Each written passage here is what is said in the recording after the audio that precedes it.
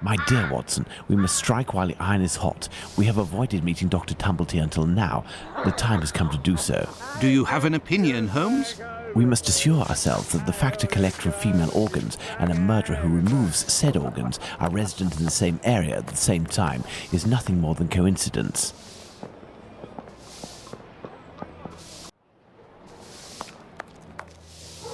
I thought that you wouldn't bring me back your keys. Oh, it's you, Mr. Holmes. Good evening, Dr. Watson. Indeed, it is I again. One of your tenants left without returning his keys? Yes, it's Dr. Tumblety whom we spoke about. Shortly after your last visit here, some constables came and asked me a few questions regarding him. Barely had they left than the doctor came barreling around a street corner and rushed up into his room upstairs. A little while afterwards, while I was tidying, I heard a thud in his room and a rush down the stairs. He left with most of his bags, but without returning his keys. You can go up and see if you wish. The door is still open.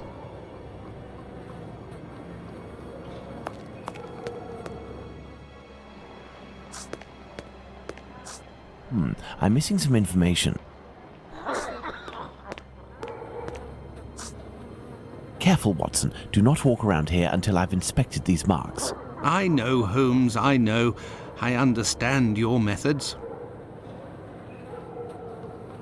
Ah, you have your rule and magnifying glass. I thought that you had forgotten them, Holmes. I never forget the essentials, my dear Watson. Right foot, light trails. The man was running. Right foot, light trails. The man was running. This isn't water. Going by its sticky texture and odor, I'd say we're dealing with formalin.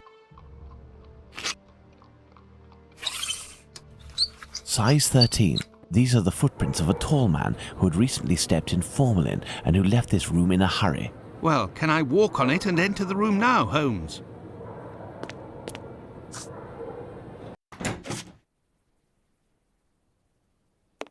There are a few pieces of a large glass jar in this puddle. The man who left the footprints on the ground must have walked in it while fleeing.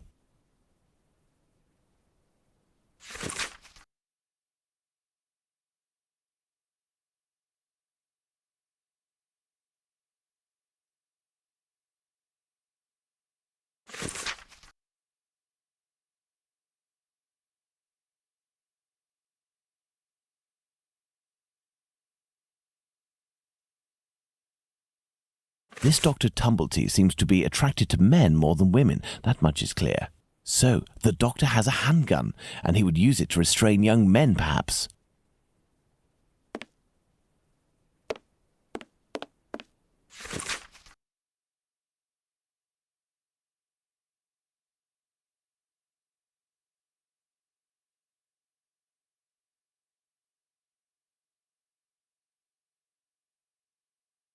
If this letter is addressed to him, it would appear our doctor is a veteran of the American Civil War. Vicksburg is the key. Now, that is interesting. These footprints are the same as those found in front of the door. These footsteps must be those of Squibby. He must have hit Tumblety, who dropped one of his jars. And he ran out. Elementary, Holmes. Perfect, Watson. Going by its size, this enormous trunk must be a wardrobe. These brackets are rather unusual. What do you think, Watson? Let's see, Holmes. These are the names of the battles from the American Civil War.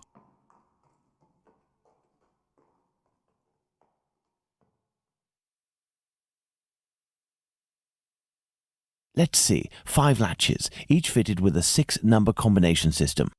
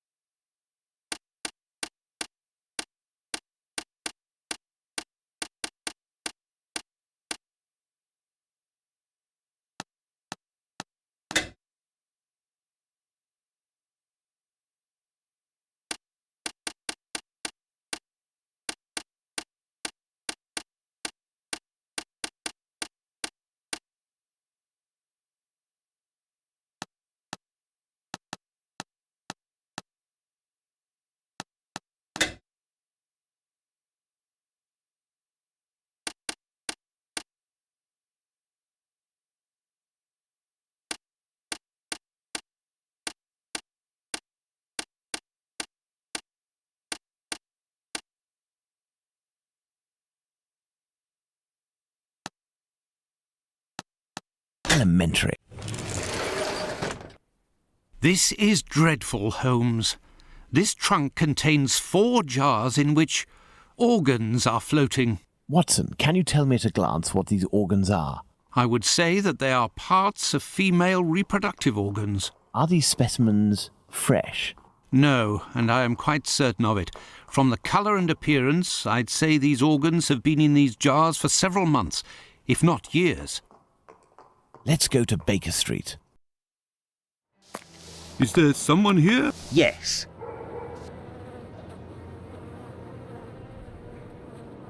What's going on, Finlay? You seem to be in a panic. The 2 police officers wanted to know if someone suspicious had entered here.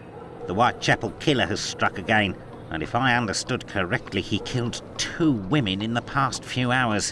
Where? I don't know. The police didn't tell me anything. Quick, Holmes, we must catch up with them. Certainly not, Watson. Mr. Finlay, do you know if the doctor had any other pieces of luggage up there apart from this trunk? 1 or 2, I think. Do you take care of the doctor's laundry? My wife does laundry for the tenants once a week. The sheets likewise. Would you be kind enough to let us know as soon as possible if the doctor shows up again? Certainly. I'm just worried that he won't be back, you see, and I'm annoyed about my keys. Holmes, I don't follow. The Whitechapel killer is, at this very moment, very close by, and we are just staying put, twiddling our thumbs. The Whitechapel killer has always been nearby, and what will we do? Go back to the scene of the crime or crimes and mix with the onlookers and trample the crime scenes even more? No, our time will come. Let's return to Baker Street. Let's go back to Baker Street. Home, sweet home. We were less than 200 feet away from the first victim a few minutes before she was murdered. We might even have heard the murderer's voice. And we haven't done a thing for the past week. You're the one not doing anything, Watson. For my part, I had been working, and as you know, I've made good use of this week by tracking down and verifying all of the solid facts on these 2 murders to write up the notes that are on my desk, read them over again and try to gain a bit of perspective.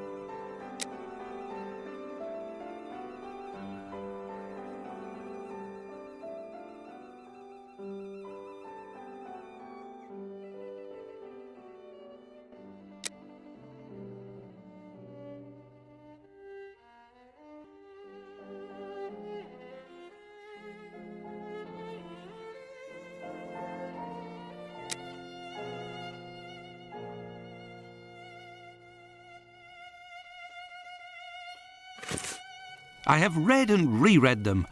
But give me something to do then. A task where I can get stuck in, because... Find me a slaughterhouse that will give us exclusive use of its block for an hour. And find me, in your opinion, which common animal shares the most characteristics with humans from a physiological point of view? Pig? I don't even know why I asked that question. Pray, find a dozen fresh pig's heads, Watson. Not big heads, I prefer small ones. Sows? That's it, Watson. As soon as you have done that, let me know. I request that you search in Whitechapel. Who knows, perhaps you will learn something about where Dr. Tumblety may be hiding. There is also no shortage of slaughterhouses and pig's heads in those parts.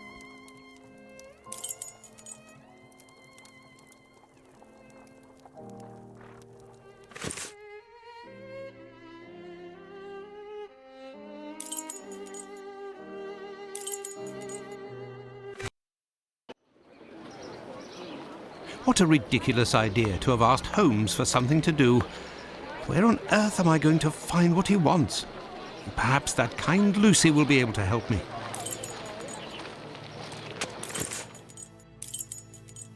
I must go to Miss Bella's. Good evening, Lucy. But is something wrong? Good evening, Dr. Watson. Yes, it's my uncle. He's no longer with us. Please accept my condolences, miss. Thank you, Doctor. But why are you here? Can I help you? Do you know anything about the two latest murders? Oh, goodness me, no. All the girls in the neighbourhood are terrified.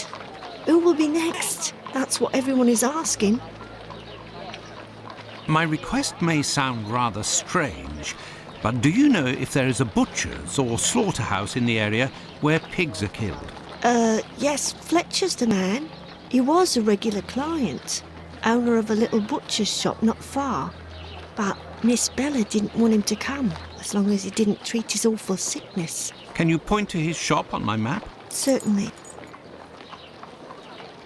Goodbye, Lucy. Until next time, perhaps, Doctor.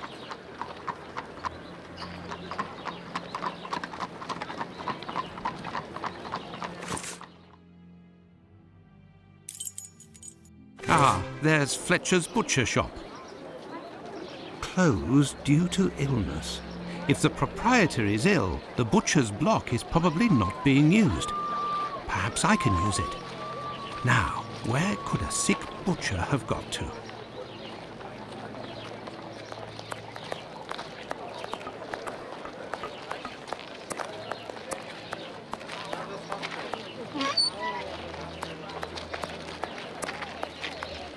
Yes, if Fletcher is ill, he should be here.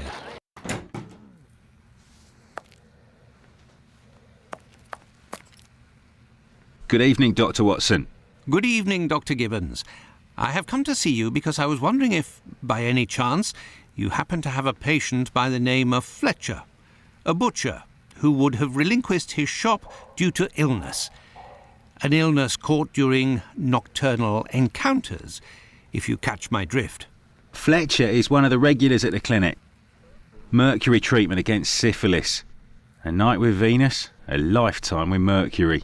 He left London a fortnight ago for the fresh country air. Why is he of interest to you? Oh, no reason. I'm more interested in using his shop, only for an hour or so. Would he have left his keys with family in the area? He has none left, but he must have left Hardiman, the cat's meat seller, to oversee his shop. They're in business. They're good friends. Do you know where he can be found? No, but wander around the neighbourhood and listen for his beeps. He often passes in front of the clinic. Besides,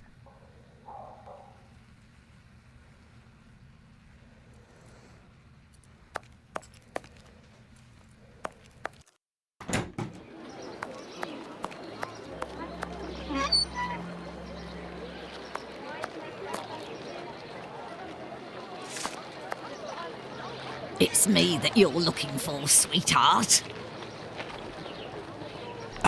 Actually, no. I am looking for the cat food seller, Hardiman. Hardiman? Poor Hardiman? It isn't quitting time for him yet. That gives me some time to wander the streets before he shows up, and with him all the cats hereabouts. Why did you call him poor Hardiman? Bah! He's in grieving, of course. Just a few weeks ago he lost his wife. And 3 months before that, his girl, poor fella. He was in tatters. Even came to cry on my shoulder, believe it or not.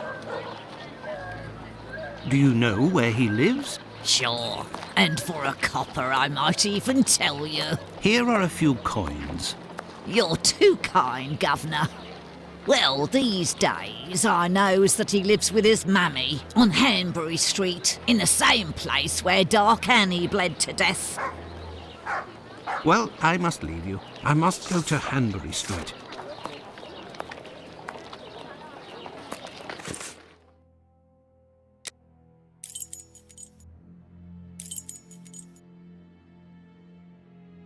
This is the building in which poor Annie Chapman was killed. Beep beep.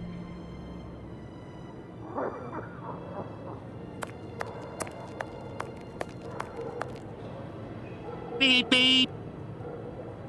Hello, are you Mr. Hardiman? That's me. I am Dr. Watson.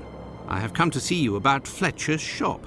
I would like to use it for an hour or two, if you have the keys and your rates are reasonable. Do you want to operate on someone in the butcher's? Not at all. One of my friends needs it to prepare pig's heads. Well, why not? Fletcher certainly wouldn't mind, but there's a problem. A problem? How so? This morning, the neighbour above broke his key in the door. The old boy must have already had a drink. So? Well, I tried my best to unjam it with Fletcher's spare key, which is pretty thin, and bam, that one broke too. Hard luck. But if you have the end of the broken key, perhaps it can be fixed. It must still be upstairs. I didn't pick it up. Fletcher has a key too, so I didn't think it was a problem. Fancy, if I just had another key with a simpler blade, I could copy it. I'm great at odd jobs. Fine, I will try to find all of that. Well, see you later then. Goodbye, sir.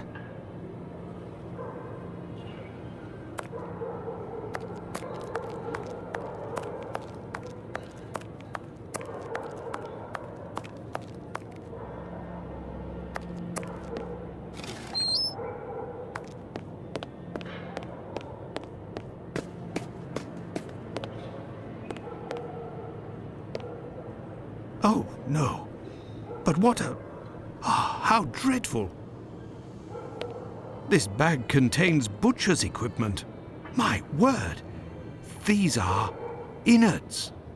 Kebabs, the same as Hardiman's. So he prepares his meat here. Where can I find a key with a simpler blade? On a worthless door, perhaps.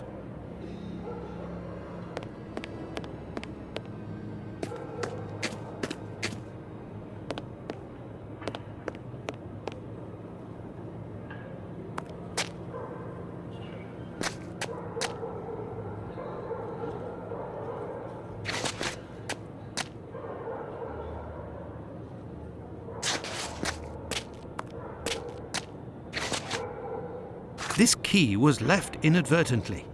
Indeed, there is nothing terribly precious inside. But what a stench!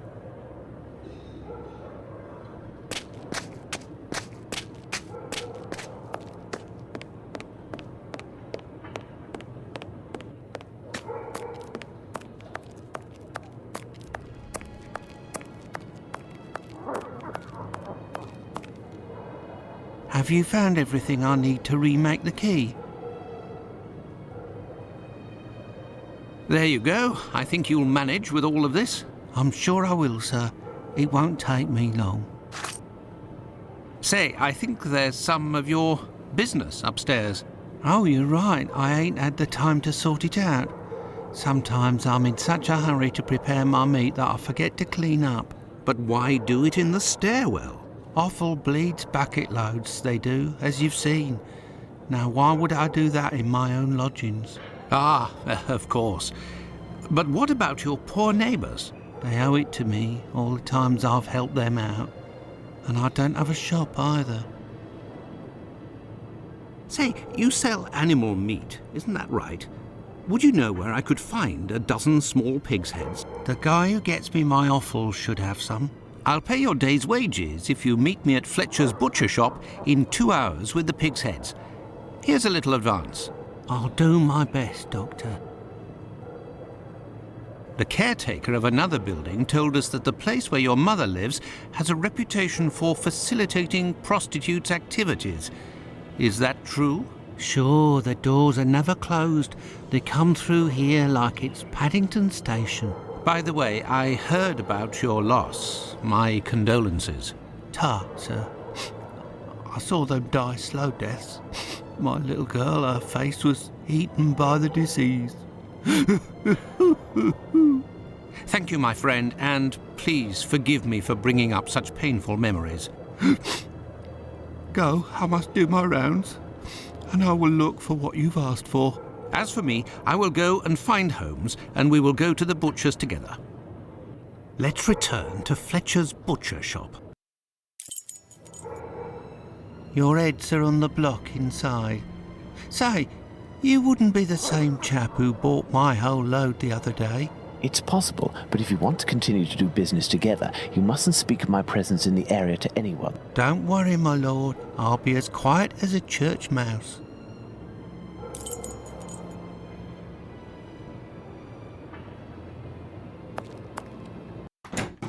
Holmes, will you explain the reason and rhyme behind this masquerade? Elementary. We shall conduct an experiment that will allow us to answer a simple question. Does the type of weapon used by the killer correspond to a specific profession? And here are our sow's heads. Congratulations, Watson. You're welcome, Holmes, but what do you really want to do? Take up a collection?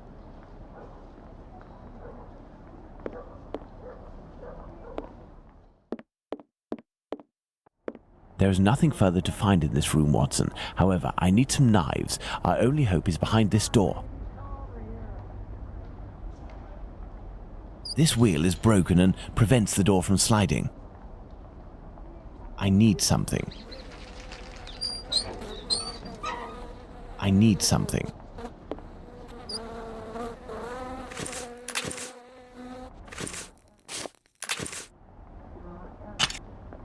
There, this door is slightly raised.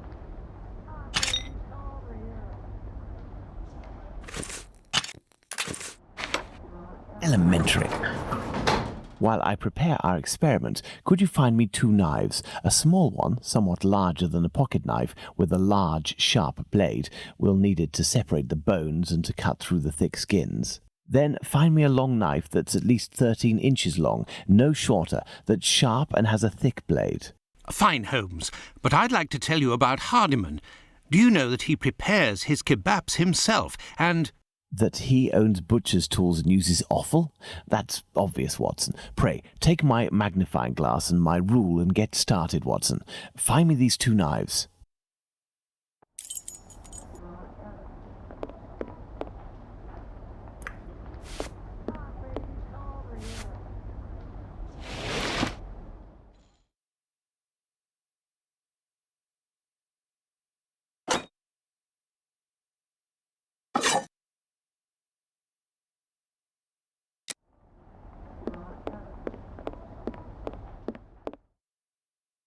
Here are the knives you asked for. Be careful, they're awfully sharp. Holmes, I must say that this experiment is making me rather uneasy, comparing animal heads to these poor women. You're right, Watson, but this somewhat shocking experiment may help to end this massacre and save other victims, you can be sure of that. Look, these pigs' heads are still bloody, which will suit our experiment perfectly. I have a pocket knife and a scalpel with me. With the 2 knives you just brought me, we have a similar array of weapons as those probably used by the killer. We saw 3 types of throat wounds on the deceased attributed to this man, those intended to slit the throat, those intended to decapitate, and the more superficial yet mortal wound that led to the death of the unfortunate victim in Dutfield's yard, Miss Stride. With the help of these 4 knives, we are going to try to recreate these wounds on the pigs' heads and see what we can establish about the weapon or weapons used. We may also be able to rule out Miss Stride as a victim of the killer of the other 3.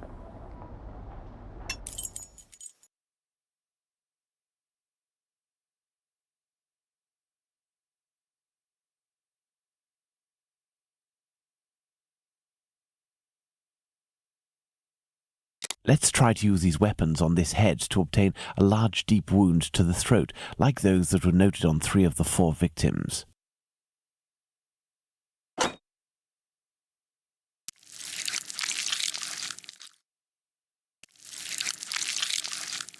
This little knife is very sharp and has a very wide blade.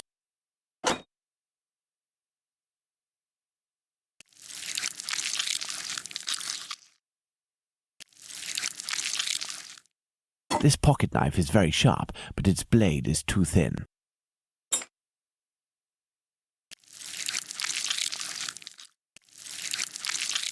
The wound is too shallow.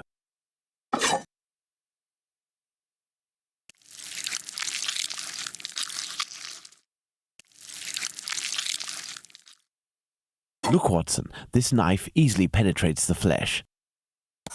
Elementary. Let's try to decapitate our victim with these tools, knowing that the killer didn't quite manage to do it. Charming.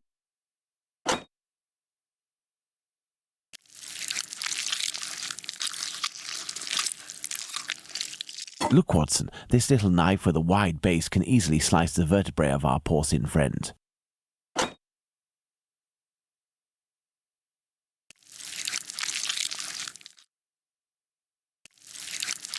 The blade of this pocket knife is too thin to reach the vertebrae.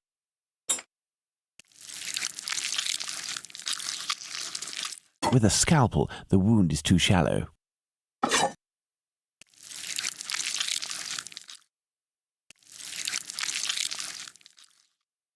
This knife with a long blade easily slices the flesh but cannot dislocate the vertebrae.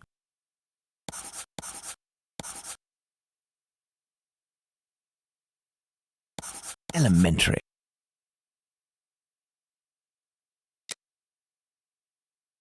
Let's see if these knives can inflict a mortal wound in a situation where a single quick blow is given. The scenario in question is that of Dutfield's Yard.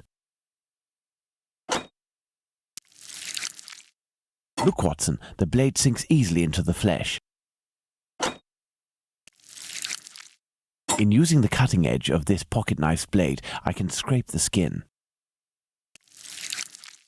This particularly sharp blade can make a deep gash with one quick slice.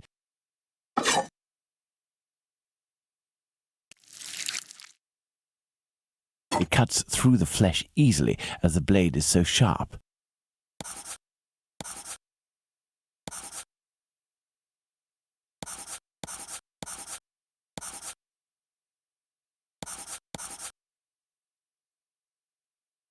Elementary.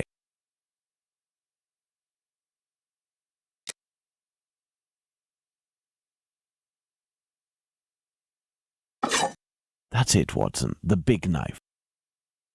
With respect to the opinion of the medical examiners who noted that a butcher's knife with a long blade would have caused the eviscerations on some of the victims, we can assume, Watson, that he only used this type of weapon as it is capable of inflicting all of the wounds displayed. Furthermore, the Dutfield's Yard murder remains attributable, for the moment, to the Whitechapel killer, if we are able to explain why the murderer used his knife in a different manner. Why not go there now? We will try to reenact the killer's actions that night. Our first objective will be to clarify, one way or another, the statements of Constable Smith, as well as this Hungarian by the name of Schwartz. We must also try to find out more about the International Working Men's Educational Club, underneath which the murder took place, perhaps at the Wasp's Nest. Yes, let's go to Dutfield's Yard or wherever, but quickly. I am in urgent need of fresh air. Let's go to the Wasp's Nest.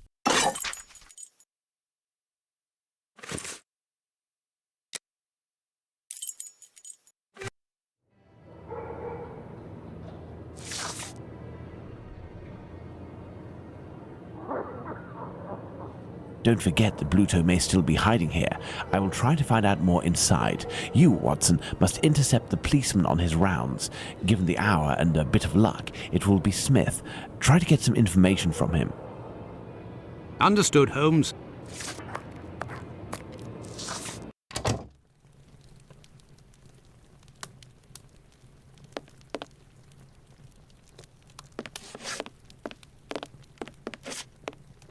Hello. I know you. You're Squibby's guardian angel. You weren't dressed the same last time, but I don't forget a face. No hard feelings, eh? Join me in a glass? Your Jack the Ripper is on everyone's lips and written in all of the papers. You must be awfully proud of yourself. You have skill, that's for certain. It's a shame you use it to mask rather than discover the truth. You better believe that I'm going to find out who it is. I got a hold of old Schwartz's interpreter. You know, the Hungarian who saw Liz Stride get it. Doesn't speak a word of English. And when he went round to the station, another Jew went along to interpret. I found that bloke, and he repeated everything that had been said at the station. It won't be long before I find these fellows. Why do you say these fellows? Were there several of them? Do you not read the papers, or what? Well, given the rubbish that you read sometimes. Let me explain. At 12:45 a.m, Schwartz goes down Burner Street towards Fairclough, on the side of the road where the Workers' Club is. A bit further from there, just near Dutfield Yard's wooden doors, a chap and a lady are arguing. The Star said that the bloke wanted to push the girl into Dutfield's yard, but the translator told me that Schwartz saw him pulling her towards the road. She doesn't want to follow. He grabs her by the shoulders and throws her to the ground. She falls a bit, but not too loudly. Old Schwartz is scared, crosses to the other side, but continues in the same direction. The bloke with the girl notices him and yells, "Lipsky!" At the same time, another bloke at the corner of Fairclough and Burner who was lighting his pipe gets in on the action. He starts coming towards Schwartz in a menacing way, and Schwartz takes to his heels, doesn't see anything else. Once he finds out that a woman got herself killed, he went to testify and identified Long Liz Stride as the woman he saw getting thrown about. So there were definitely two blokes, mate. But why am I telling you all this? In vino veritas. I'll take my leave then, Mr. Bulling. That's right. Till next time.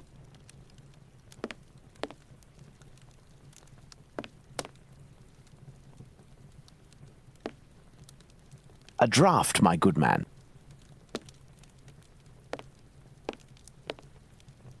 Here, sir. Tell me, was it not a mere stone's throw away from here that the Whitechapel killer struck last week? That'd be Jack the Ripper, that's his name. Slit the throat of a working girl in a small courtyard over there behind them big wooden doors. Below the Workers' Club? The very spot, below Lipsky and Co.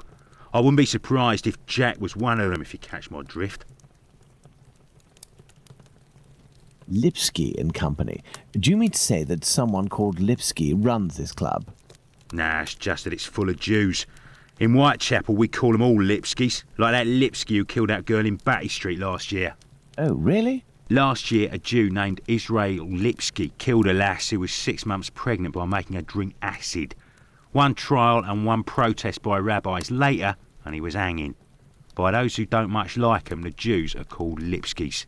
Is the term Lipskys used to refer to the Jews in the area, and is this club frequented by Jews? You got it. Socialist Jews even. They spend their evenings hollering, singing. I've seen them spitting on the bosses.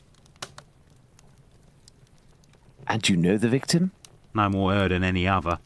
The working girls don't drum up business too much in this street. They need a reason to end up here. Very well. Goodbye. Cheers. First and foremost, I must find P.C. Smith. Good evening, Constable. Good evening, sir. I am Dr. Watson. Would you happen to be P.C. Smith, the man who patrols this beat? That's me. And you work with the famous Sherlock Holmes, don't you? What can I do for you? I believe you were on duty the night when the murder took place here. You would certainly be able to confirm a few details, such as the time of death that the medical examiner gave. It's just that I wasn't there when the body was discovered. I don't think I can help you. But I was told that you had seen the victim that very night. Indeed. But it was before the murder. I saw her, not far from here. She was talking to a man. It was around 12:30 or 12:35 a.m. What did this man look like? I only saw him from behind, really. He was wearing a short black outfit, a small felt hat like a cap in a dark colour, and a white collar. He seemed to be a respectable type. He was carrying a packet in his hand wrapped in newspaper, about 18 inches long and about 6 inches wide. His outfit reminds me of someone that I know. Was he a large man, on the older side? I don't think so, no. Even though I only saw him from behind, I would say that he was barely 30 years old, or even less. Say 28, or even less. 26 years old, and 5 foot 8 inches tall at the very most. He had a small dark brown moustache and an olive complexion, I would say, but once again, I only caught a brief glimpse of his face in three-quarter profile. Nobody else saw this man? I discussed this previously with Mr. Eagle, the president of the Workers' Club. That night he returned around 12:40 a.m. to the club. He used the passage through Dutfield's yard to get into the club because the main door was locked. He can attest that he didn't see anyone else in the passage at that time. but wasn't really paying attention to who else might have been in Burner Street itself. He was listening to the song coming from the club. In short, no one else saw him. Well, thank you for having satisfied my curiosity, my friend. A fine evening to you, Doctor.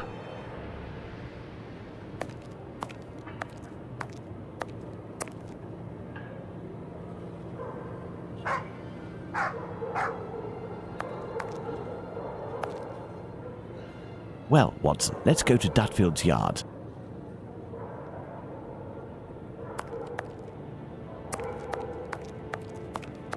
Dutfield's yard.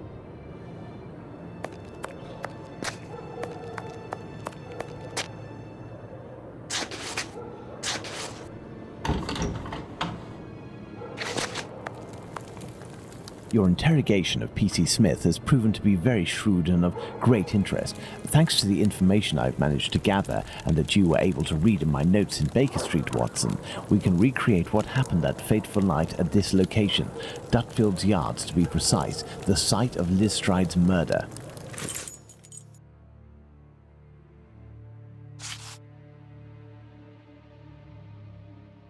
Midnight, the Socialist Club meeting ends. The members, mainly Jewish men, gradually begin to leave the club in little groups or alone.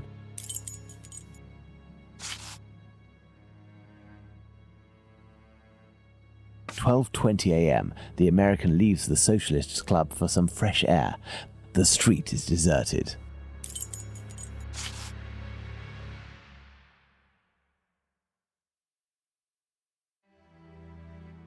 At 12:30 to 12:35 a.m., Smith notices Liz Stride talking to the man with the package.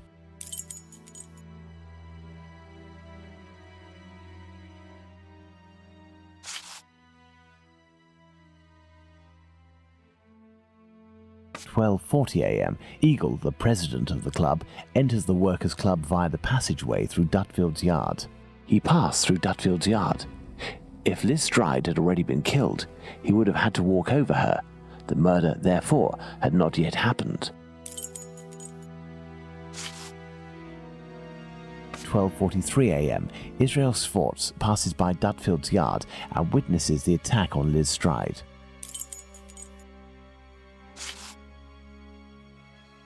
12:44 a.m., Schwartz crosses to the other side of the road. The attacker sees him and yells, "Lipsky." The attacker must have shouted to his accomplice at the end of the road, Lipsky, indicating at Schwartz using his head in an attempt to scare off this undesirable. 12:45 a.m., Schwartz runs away, followed for a short distance by this man. 1 a.m., Mr. Diemschutz wants to enter with his cart, but the pony refuses. We know that the murder took place between 12:45 and 1 a.m. Mr. Diemschutz, therefore, must have disturbed the killer. Let's place Liz Stride's murder on the timeline, Watson. 12:45 to 1 a.m., the murder of Liz Stride. It took place in this very spot, as the traces of blood were very confined. We will come back to this point in a few moments to elaborate on what could have happened. Well, we are still missing certain information in order to finish this investigation, Watson.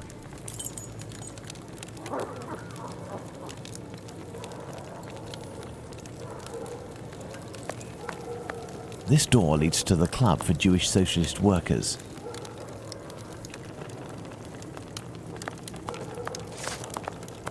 Watson, imagine the victim laid down there on the ground. The throat, there is but one clean cut, slightly slanted downwards.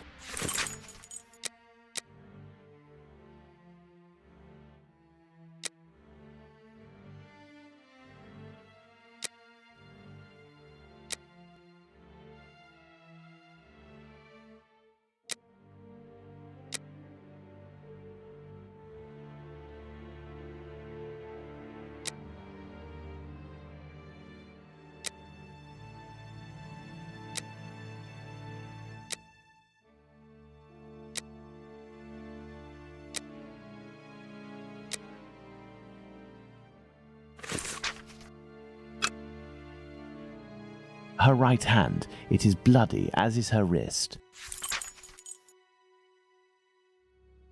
Her left hand, it is closed around a bag of pastils. The ground is muddy.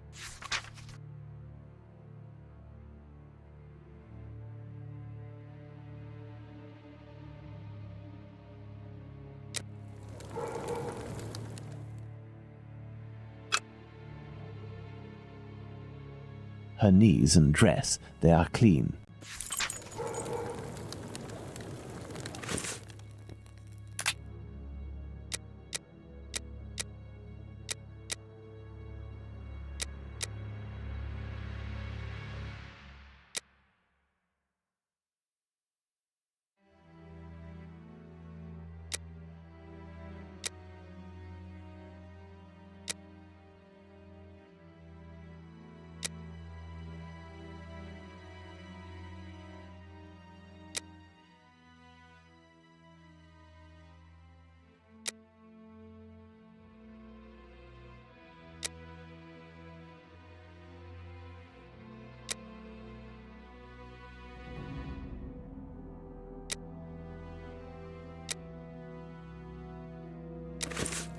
We have two possibilities. The first is that Liz Stride's killer and the attacker, seen by Schwartz, were one and the same man.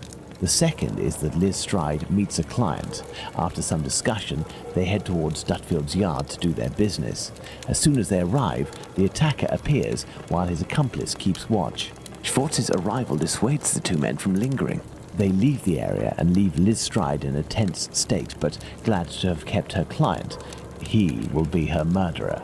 Both hypotheses are possible, but an incongruous detail will serve to corroborate one of them. An incongruous detail that we were able to establish regarding the Hanbury Street murder. Which one would that be, Watson? Look at the victim carefully, Watson, and tell me the link between the murder of Liz Stride and those of Nichols and Chapman.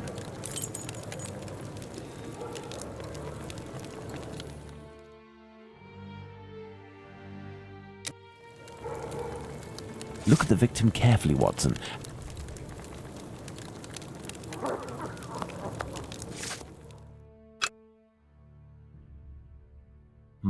No, that's not it. The bag of pastils, Holmes? The bag of pastils. Indeed, Watson. If this woman had to defend herself against an attacker, why would she have held onto this bag in her hand? It didn't fall because this woman's hand tensed at the moment when she fell to the ground. Therefore, Watson, we know the killer distracted his victim's attention by making them take something out of their pockets. Why didn't he slit her throat like the others? He must have feared a struggle with this strong-willed woman. Why didn't he eviscerate her? Because Louis Diemschutz arrived. Do you think the Whitechapel killer is behind this murder, Holmes? Yes, and now this murder has been linked to its rightful perpetrator, it will take on deeper meaning when we have examined the facts from that night. Let's go to Mitre Square, where Catherine Eddowes was killed. And make haste, Watson, as we have another murder to commit in 40 minutes. Here we are, Watson, Mitre Square. It took us a mere 20 minutes to get here. If the killer left Dutfield's yard around 1 o'clock, as we assume, he would have arrived here at around 1:20 a.m. We know that Catherine Eddowes' body was discovered at 1:44 a.m. Catherine was released from prison around 1 o'clock, but we have no information as to what she could have been doing until her death. This place has 3 possible ways out. Let's see where they lead. As a precaution, I brought an old map of the area with me. It will help us get our bearings. Let's hurry, Holmes. This neighbourhood makes me ill at ease.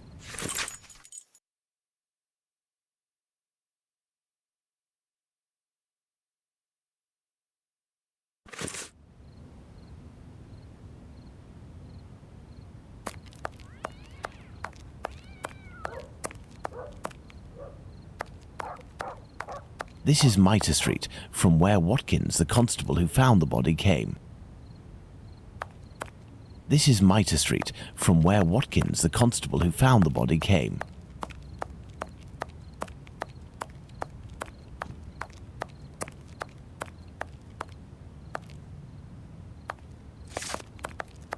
This dark and narrow passage leads to St. James's Place.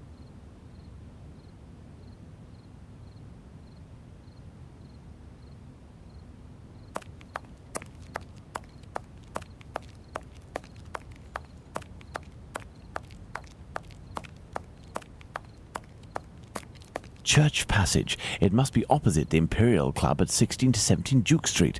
Let's go to the end of this lane, Watson.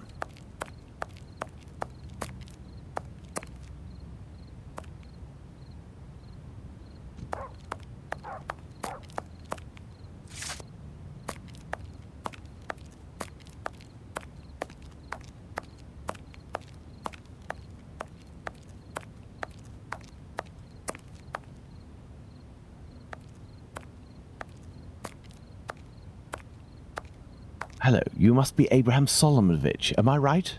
Yes, that's me. But I know you. You brought a lad to my place to take care of a cat, and I loaned you my mask. That's me. May I present? Dr. Watson, of course. Delighted. And you? I have known for a few days that you are a detective by the name of Sherlock Holmes. Is that so? You don't miss a thing, do you? It was the children who gave me away, am I right? They didn't want to, but I gained their confidence by offering them a small comb and half a cake. They made a good deal out of it, so I don't blame them. However, I must request, as a personal favour, that you do not reveal my identity. You have my word.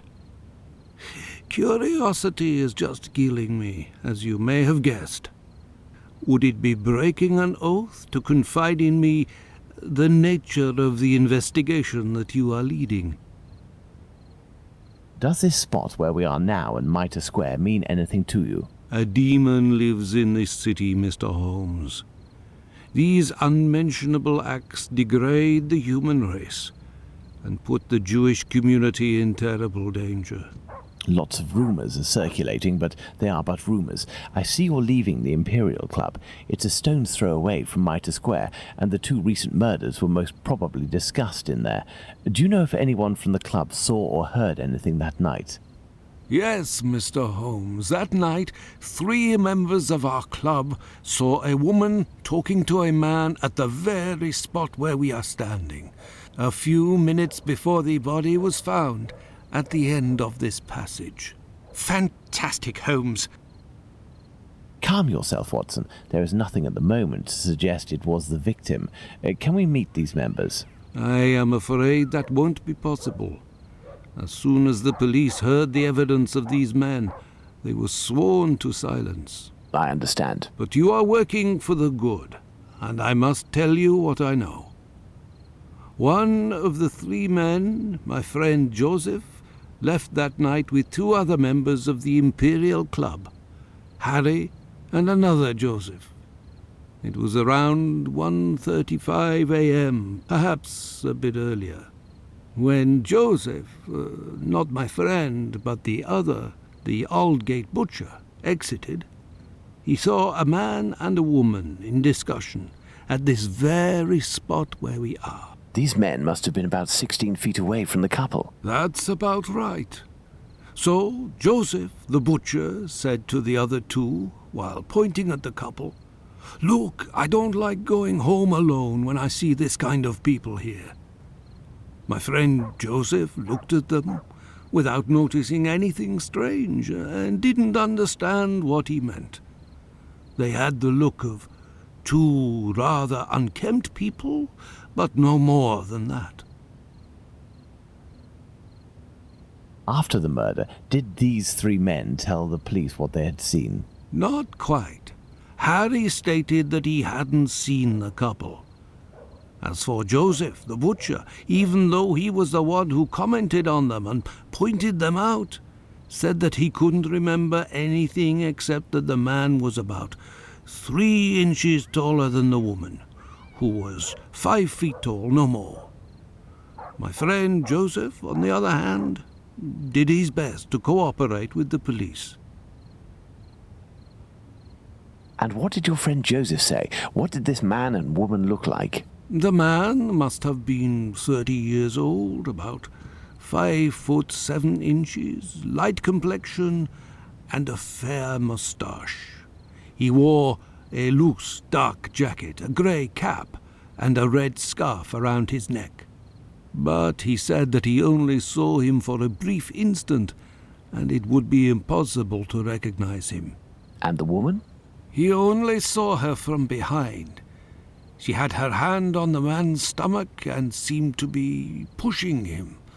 He said that he remembered that she was small, was wearing a black jacket and a black bonnet. After his testimony, the police took him to see the clothing of the deceased, and Joseph said that they looked identical to those of the woman he had seen.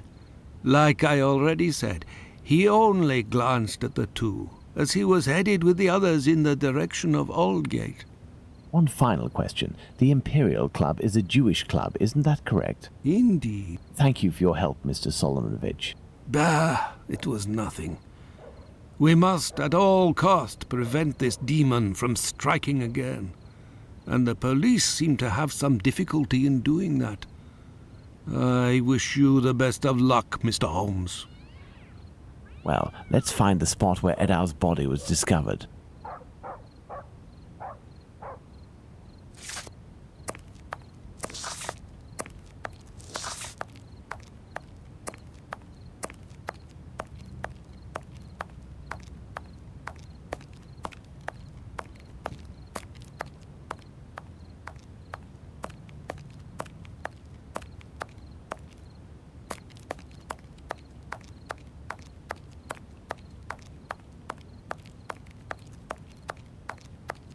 Watson, we are now in the exact spot where poor Eddowes tragically ended her days.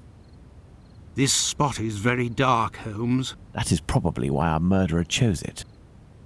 Let's see, we'll need a lantern.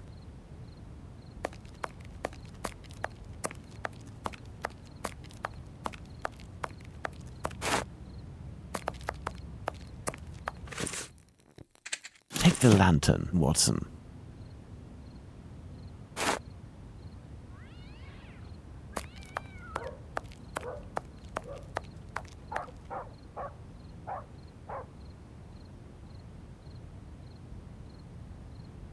The head is turned towards the left. The murderer must have been on the right side of his victim.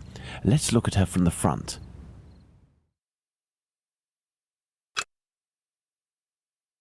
The eyelids were cut off.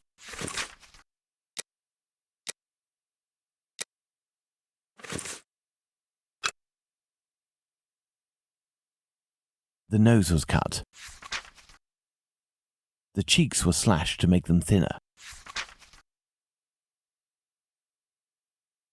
There is but one wound, Watson. It goes from the left side and descends in a slight oblique towards the right side.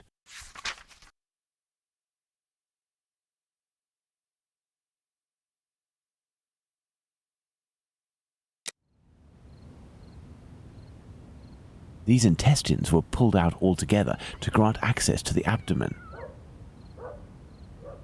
The main incision goes from the sternum all the way down to the groin. The murderer opened this abdomen as if it were an animal carcass. A kidney was removed. The uterus was removed. A thimble is located right beside one of the victim's hands, just like Chapman's sachet of pills and Stride's pastils. Do these objects spread out by the victim remind us of anything, Watson? The inside of the thighs is clean. Once again, there were no sexual relations between the victim and her murderer. Part of this apron is missing. We will follow up on that shortly. My goodness, Holmes, it was a slaughter. Understand, Watson, that our killer had neither the time nor the conditions to bother with the niceties. He had no more than 7 or 8 minutes at most to kill the woman, open her up, and all the while in total darkness. Holmes, it's a woman, a poor victim you're talking about. Consider all the time this man lost and the risks that he actually took by cutting the victim's face and the lower abdomen in around 20 precise spots, especially the lungs and the liver. These attacks, which I considered gratuitous, are in fact nothing of the sort and have as much sense as the removal of the organs. Watson, we must now consult our timeline. We began in Dutfield's yard, but this time we will try to recreate the actions of certain people, in this case, those of the 2 policemen.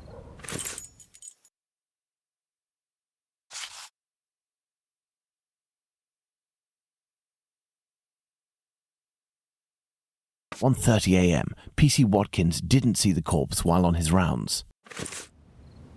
If PC Watkins did his rounds properly, and there is no reason to doubt this was the case, as he discovered the corpse a quarter of an hour later, the murder hadn't yet taken place, and there was no one in Mitre Square, unless they were hidden among the shadows. Enter Mitre Square via Mitre Street, Watson, and stop and try to see me with the lantern. I will be where poor Edow's corpse was.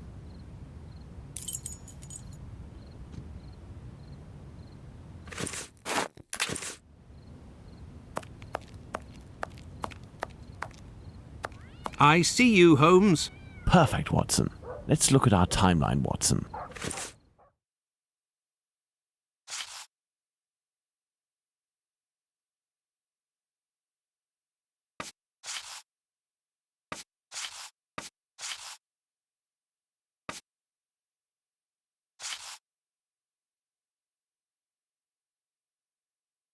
"1:35 a.m. A man and a woman are arguing at the entrance of Church Passage. The man came from Aldgate.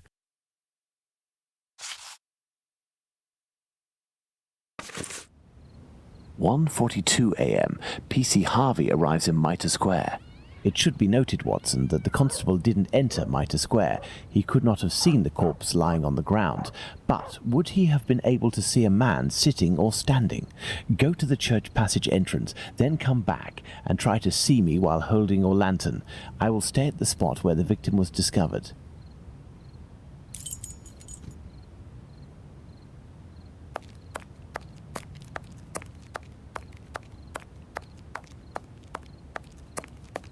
I see you, Holmes. You had to proceed into the square in order to see me, something Harvey didn't do. It is possible that the killer was still there. 1:42 a.m. PC Harvey arrives at Mitre Square but does not go in. The murderer may well have still been there.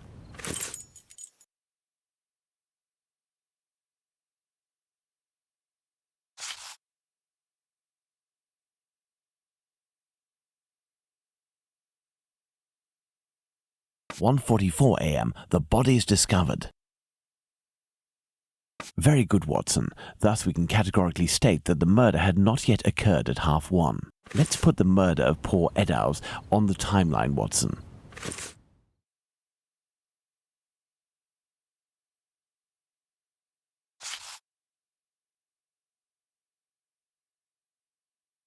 "1:35 and 1:42 a.m. The murder would appear to have taken place between these times, that is to say, within 7 minutes. Agreed, Holmes. But does this really prove that our killer had the time to perpetrate these two murders? Let's look at our timeline, Watson.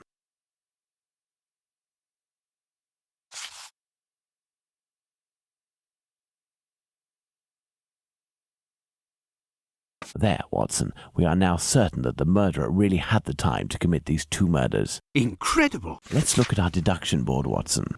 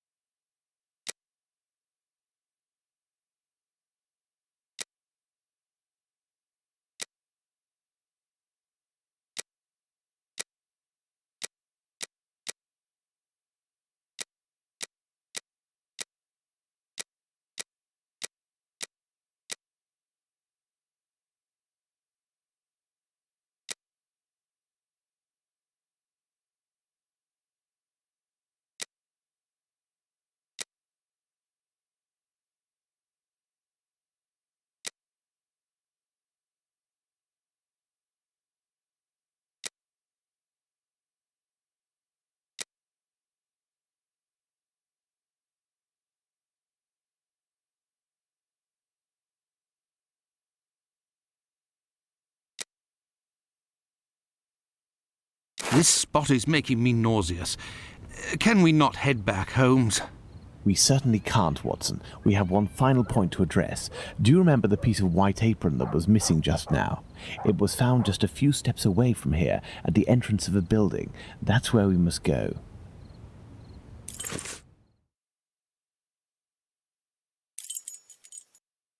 Let's go.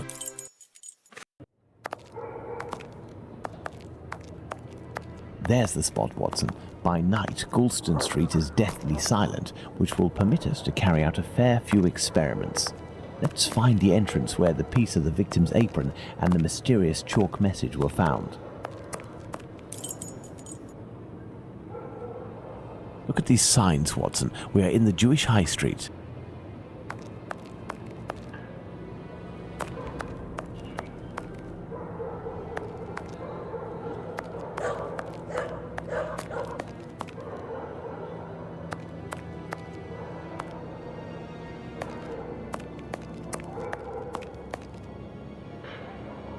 I have no reason to go that way.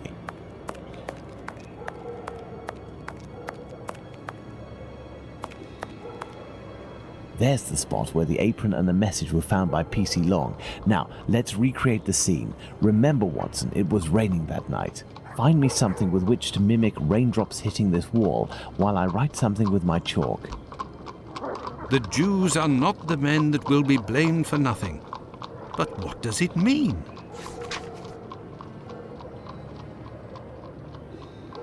Have you found something for us to pour water from, Watson?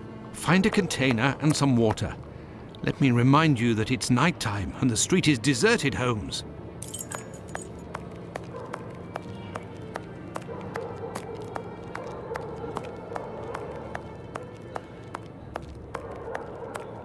That may come in handy. Who knows?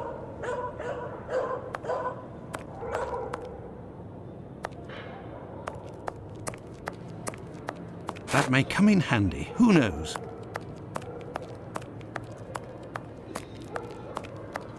An old wooden pole. A merchant probably threw it out.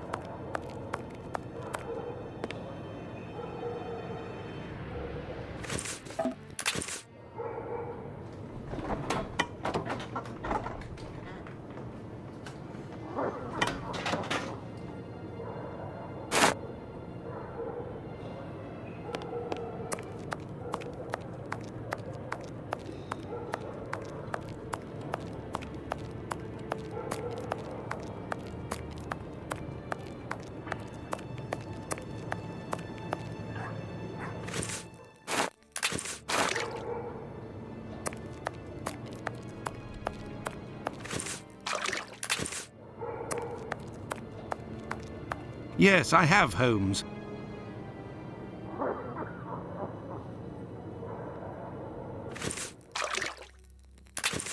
If this message were written by the killer, then it would have been lying in this entrance for up to 35 minutes before being discovered. Let's find out in what state it must have been. This message could not have withstood an entire night in the rain. During the investigations carried out on the night of the double murder, P.C. Hulse inspected the entrances of this street around 2:20 a.m. and confirmed to have seen nothing out of the ordinary. At 2:55 a.m., 35 minutes later, P.C. Long found Catherine Edow's piece of apron and the message in chalk. This message would not have withstood a whole night in the rain, as had I continued to water it for a little longer, I would certainly have erased it. It was written, therefore, at the moment when the piece of apron was dumped. This substantiates P.C. Hulse's statement, which stated he had seen neither of these during his rounds. After its discovery, it was guarded and protected from the rain, which was subsiding, which explains why it was still legible when it was erased at 5:30. My dear Watson, when you met P.C. Smith on his rounds in the street, where was he? On the pavement or in the middle of the road? In the middle of the road, Holmes, without a shadow of a doubt. Good. You will go down the street with your lantern as if you were a policeman on patrol, using Smith's position as a guide. As soon as you see the entrance where I used the watering can, tell me if you see anything.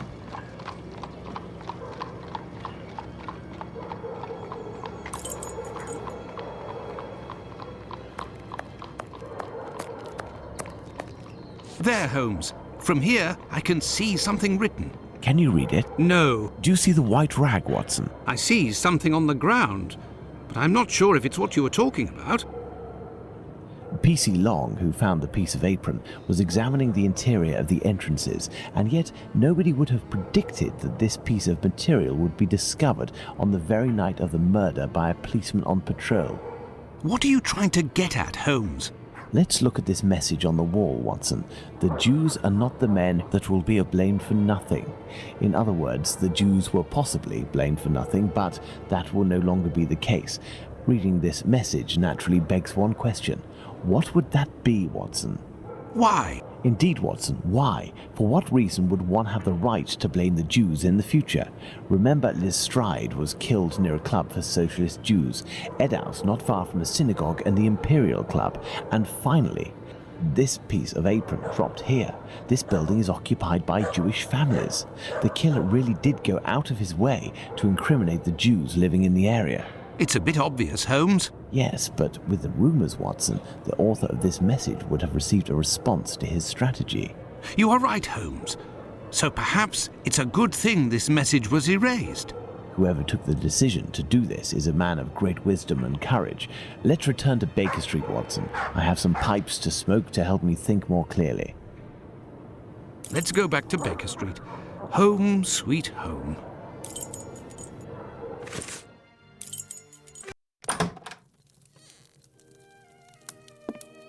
I had nightmares all night, Holmes. As for you, I bet you didn't get a wink of sleep, did you? It's this chalk message business, isn't it? Among other things. And this lunatic is still running free. If only we knew what he looked like. But we do know, Watson. We have a fairly accurate description.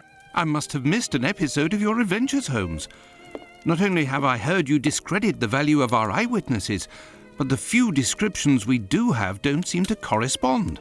An inaccurate account can regain its value if we can discover why and to what extent the truth must be rewritten. We've learned a great many things tonight, and I'm able to tell you what our man looks like. Really? Yes, and we're going to need a few things, Watson. Find me 3 mannequins, my worker's costume, my 3 full wigs, one of your worn garments, yes, that can be used for the workman's outfit, and one of your old suits. Oh, and my deerstalker, the one I never wear, but everyone seems to think I wear day and night.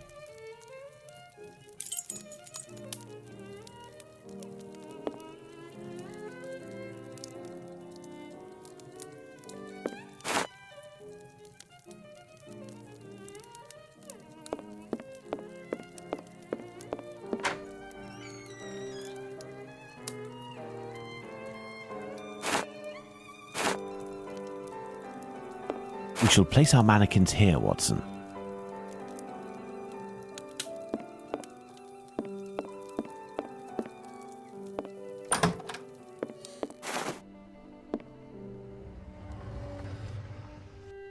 A wig.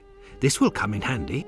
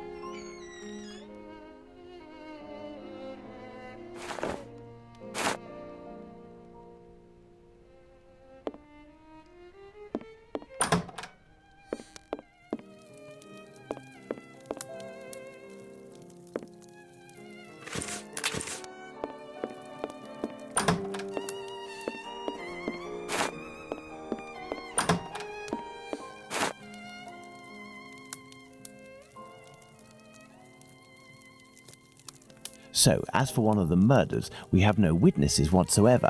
As for the three other, we have at least one person who claims to have seen the victims talking to a man a few minutes before their death. Do you remember whom these would be, Watson?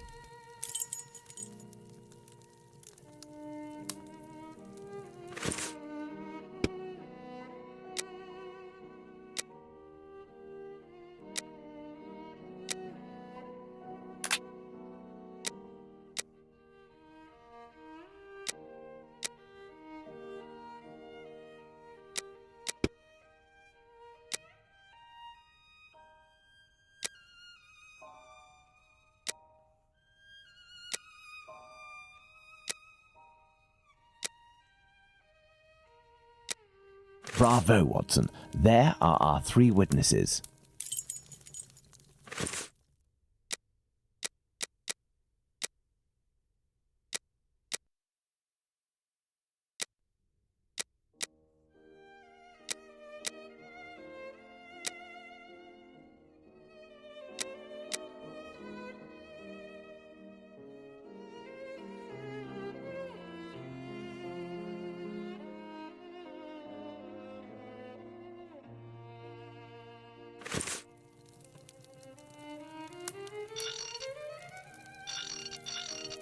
There is an error, Watson. Let's reread Abraham's testimony.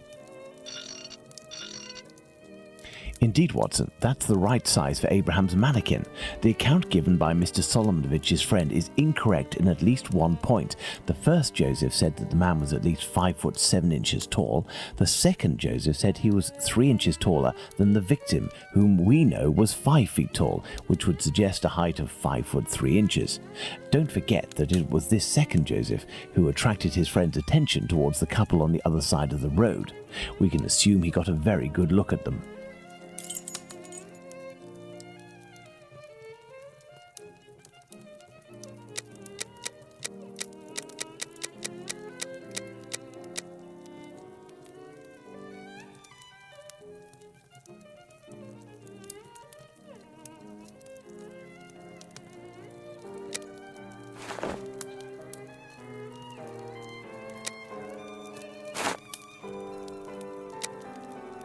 Excellent. Now, on to the next step.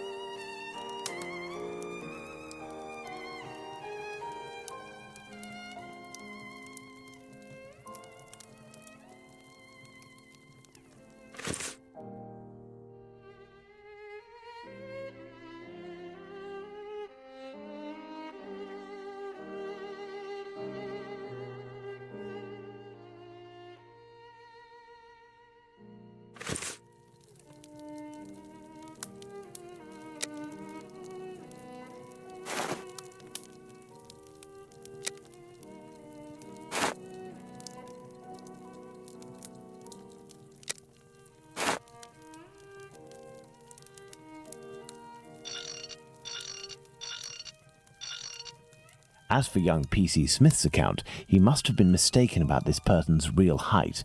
It is only an inch or two after all, and we can attribute the same height as the other two. There we are. Magnificent. Bravo, Watson. Our mannequins have been recreated based on the correct accounts. Now, Watson, let's see in what ways these statements differ and how the witnesses could have been mistaken. Let's look at these wigs and moustaches. Let's start by taking the first Joseph's testimony, who saw the man head-on in a well-lit spot and in which he noted fair hair. Now, let's consider the same person, but in the lighting and angle of the other two witnesses, in the darkness of night with poor artificial lighting from above. Put out the light, Watson.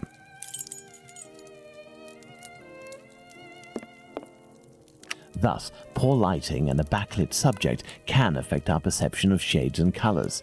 The wigs from Abraham's mannequin took on the same colour as the other two. The three testimonies, therefore, don't contradict one another, and we can apply the same facial hair to all three mannequins. Turn on the light, Watson.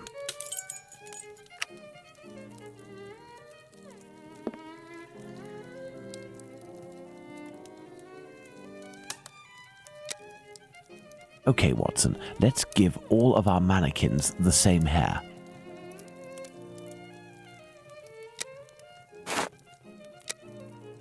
Yes, I have, Holmes.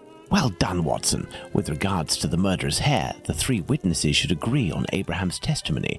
As Joseph is the only one who saw our man in full light, his hair must therefore be fair. You see, Watson, it is hard to draw objective conclusions when one is an eyewitness to an event. This leads us to reconsider the various statements regarding the supposed age of the man. Even if you are face to face with someone in full light and for a period of several hours, to what extent can you determine their exact age? And even more so if you observe them for only a few seconds and or from behind. We must allow some flexibility when considering our witnesses' statements, but always scientific flexibility.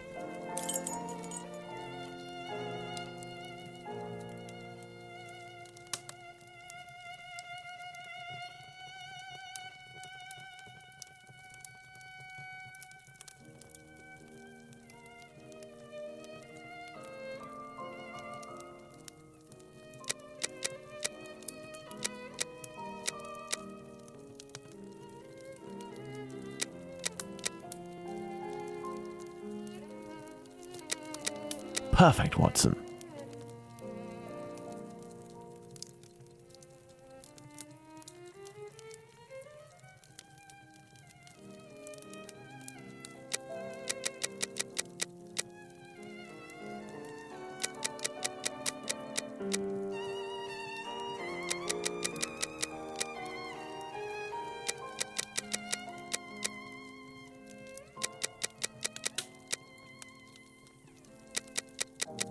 Excellent. Now, on to the next step.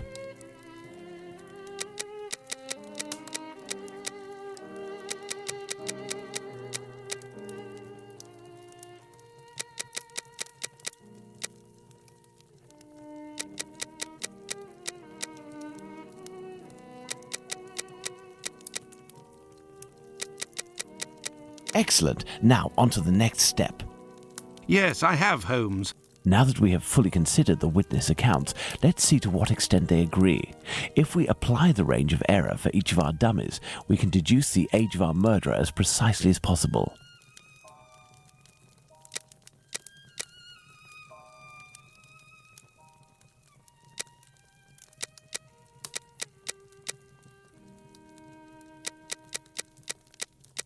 Perfect, Watson. Within a margin of 1 year, Watson, the age of our murderer is 33 years. But the man described by Smith was dressed respectably, whereas the other two were poorly dressed. Indeed, but Whitechapel's respectively could quite easily describe the Sunday bests that all lower-class men own. Now, let's place ourselves in the shoes of Liz Stride's killer. He has just slain his victim and sees Louis Diemschutz discover her body. Our killer is at great risk if he stays in the area. He therefore gets away from this spot. But he wants to kill again. However, he might have been spotted in the area before having committed the murder by a constable on his round, perhaps, who managed to get his description. What do you think the killer will do?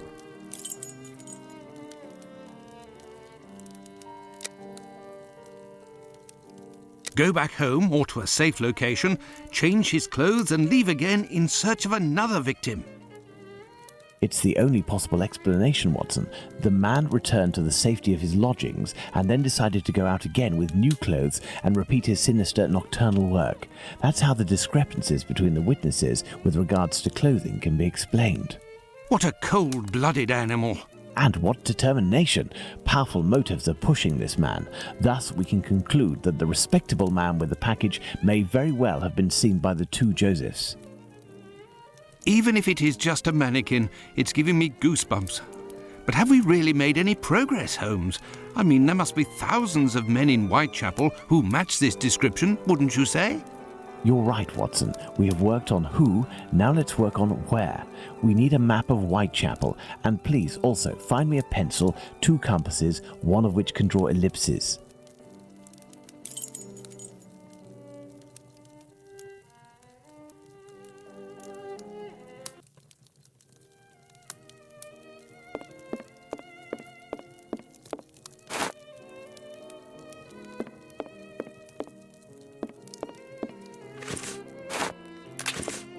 First of all, let's place our 4 murders on this map, as well as the spot where the graffito appeared and the piece of apron was dropped.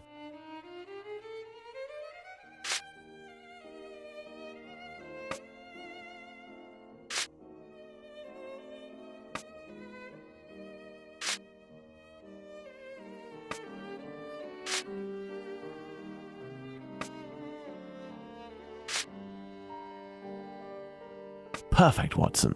Let's connect each crime scene to the one out of the others that is the furthest.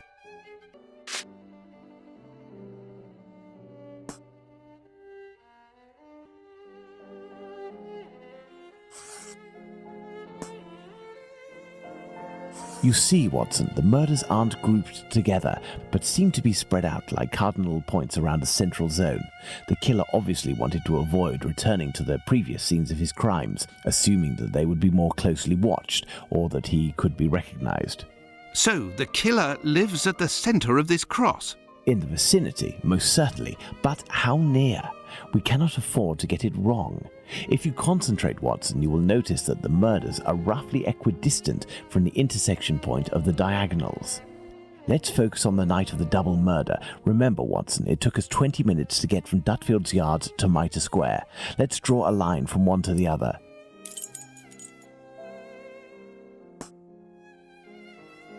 Perfect. We didn't make the trip as the crow flies, but that would not harm our estimate.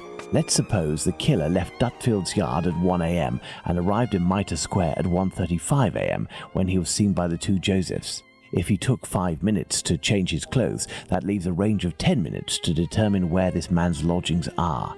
We must determine the area in which one can go from Dutfield's Yard to Mitre Square in less than half an hour. To do this, let's draw an ellipsis. The length between Dutfield's Yard and Mitre Square corresponds to 20 minutes. By adding half, we get a distance of 30 minutes. By taking the 2 right segments, each starting from the 2 murder scenes, and which the sum of the lengths makes 30 minutes, we get our ellipses.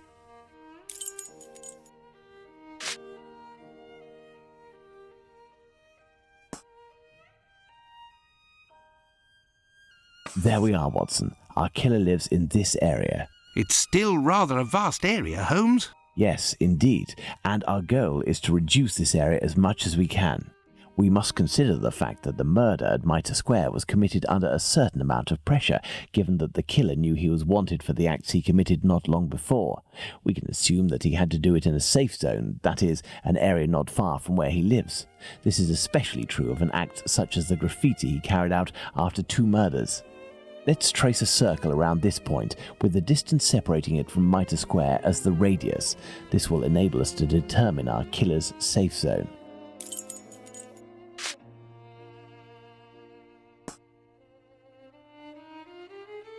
Our killer must surely live inside this circle. Now, let's intersect it with the ellipsis that we previously determined.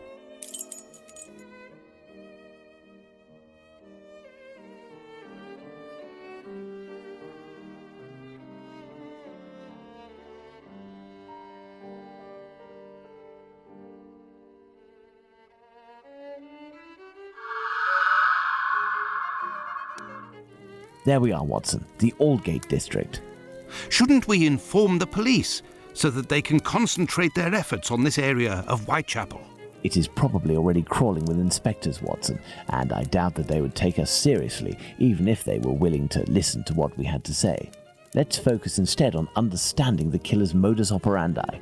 We know our murderer preys on prostitutes who are penniless, weak, sick, or alcoholic, that he distracts them the moment before killing them, and that he left an anonymous message inciting anti-Semitic hatred at the entrance of a building occupied by Jews. How would you describe this man? What a coward! Indeed, he is a person of great cowardice.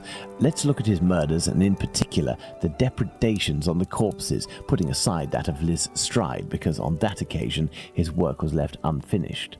If we recall the observations made on the victims and the parts that were mutilated or damaged on each of the bodies, without forgetting the fact that he also removed one or more organs, we can ascertain that our killer evolves during the course of the murders, cowardly and still evolving. And yet, look at the location of our first murder, that of Polly Nichols in Bucks Row. It is the most distant from the area our killer would appear to live. Perhaps this murder was preceded by another within the killer's area. I believe a cowardly killer would commit his first murder in an area close to his home in order to find refuge as quickly as possible on carrying out the act. Holmes, an idea just occurred to me that fills me with dread. This evolution of which you speak. He will pursue his next victim as long as the conditions permit him to continue killing, Watson. But how could one go even further in this horror?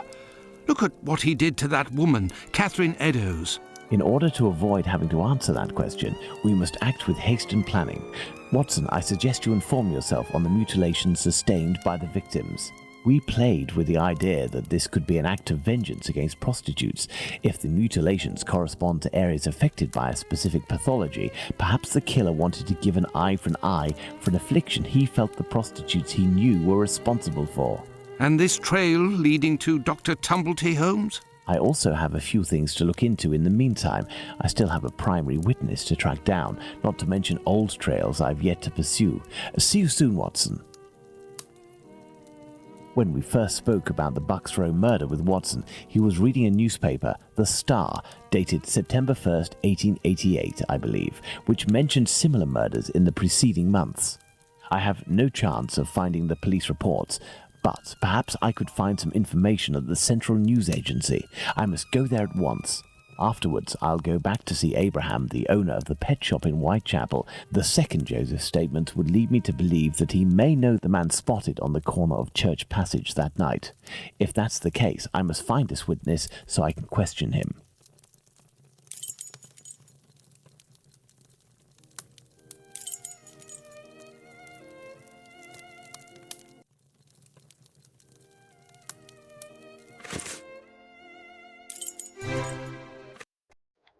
Ah, Bulling is there. It won't hurt just this once.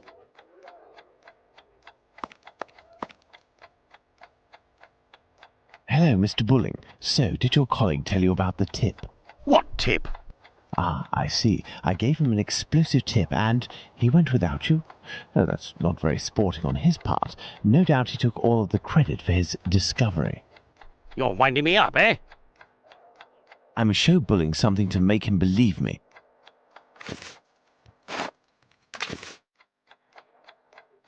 What do you want? I'm not winding you up. The proof is that he gave me this advance on the debt. The traitor! He owes me, if I find him. Before I leave, can you do me a favor? Heck, tell me. I'm looking for some reliable info on the murders committed in Whitechapel in the months before Polly Nichols' attack. Reliable? Ha! You really think you'll find that here? Fine. I'll be honest with you. We have folders that group the dispatches from the current year into categories. In the police law category, you'll find the transcripts from the trials and investigations that we sell to the newspapers that ask us. Perfect. Sadly, I am out of time. I'll leave you to solve it, eh? You're the detective, aren't you?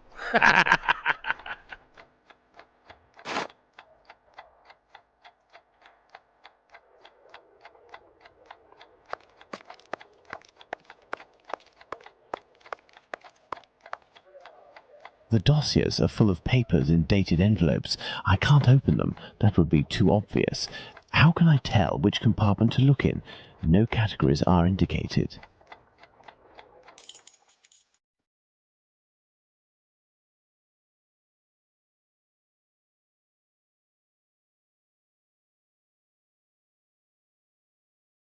This compartment was repaired recently.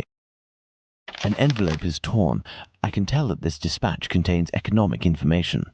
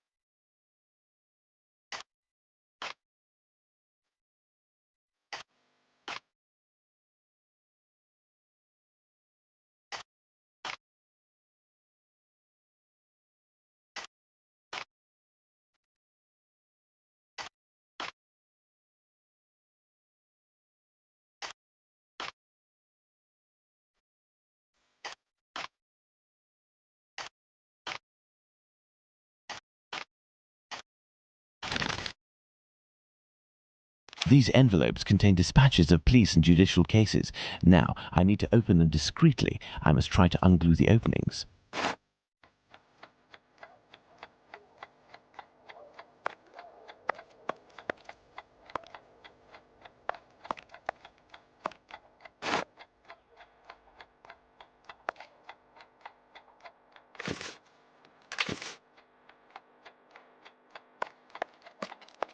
Water.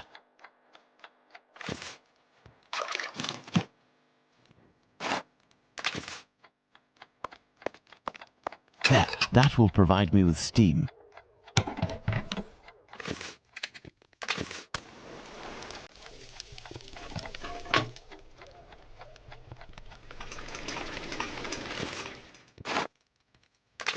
Open, and it looks like I'm in luck. This envelope contains precious information.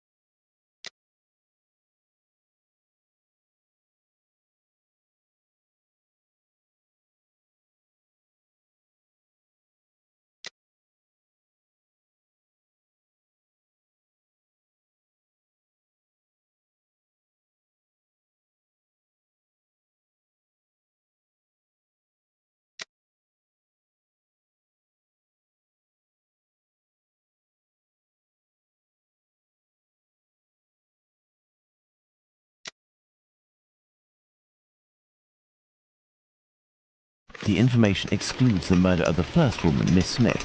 Jack the Ripper can't be the author of that crime. On the other hand, there are enough similarities to suggest he may be the killer of Martha Brand. I must go to the pet shop.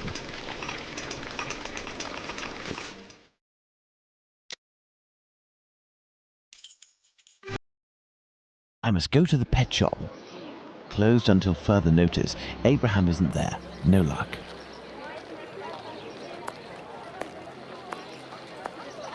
Beep beep. Good evening. Oh, good evening, sir. Do you know why Mr. Solomonovich's shop is closed? No, I don't. Perhaps his cousin, the cobbler, knows. But I believe the police came to take his animals. I think that might have something to do with it. When was this? During the day. The kids you were with the other day were there, they told me. They just came by to ask for some cat's meat. They didn't have any money, but I gave them some anyway. Is something wrong? It's just that there was a little girl with them, the same age as mine. My little girl who went away with her mother, with the angels into the sky.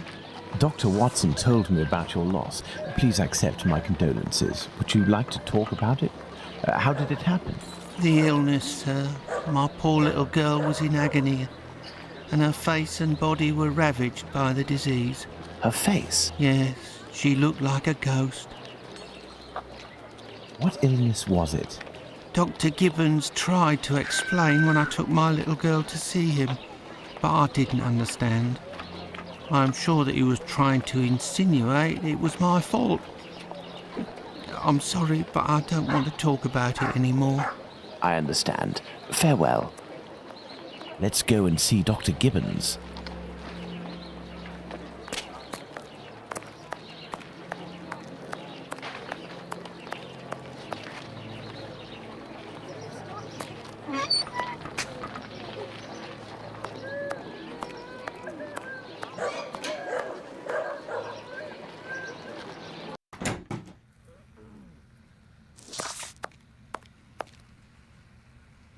Hello, Doctor. Do you remember me? I'm Sherlock Holmes, Dr. Watson's friend. Oh, yes. Excuse the mess, but I am doing a bit of tidying. I have come to see you about a Mr. Hardyman, a cat food seller by trade, who recently lost his daughter and wife. Yes, I know him. A tragic story. Actually, I was hoping you could tell me about the disease that took his daughter, a disease that would have attacked her face. Well, to keep it short, we are speaking of syphilis, Mr. Holmes. You must certainly know that it is transmitted through intimate connections and that the vast prostitute population here contributes to its inevitable progression. It destroys individuals by spreading through the body slowly. The most obvious symptoms can be found in the genitalia and on the face in the form of pustules or lesions. Sometimes this illness can destroy whole families. The father catches it from a prostitute. He transmits it to his wife, who in her turn passes it to the kids which she bears or nurses. These cases are numerous in the vicinity. Certain children, and this is the case of the little girl whom I won't name, suffer from an emaciation of the face which will, apart from predicting an imminent death, bring infamy upon the family. Emaciation of the face? Yes, what we sometimes call the pox. I will give you a photograph. One cannot be mistaken on the origin of such a face. The eyes seem to be void of lids. The nose is inexistent, as if it was cut off. And the cheeks are chiselled, as if cut with a knife. This loss of facial matter, this emaciation, is in this area often the gift from a father to his children. Can I keep this photograph? I should destroy it. But if it can remind you that one must sometimes think twice before giving in to physical attraction. I always seem to find myself alone in such cases. Thank you, Doctor.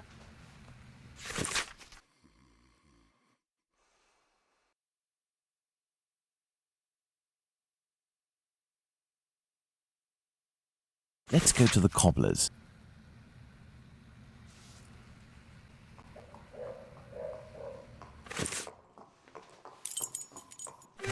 Let's go to the cobbler's.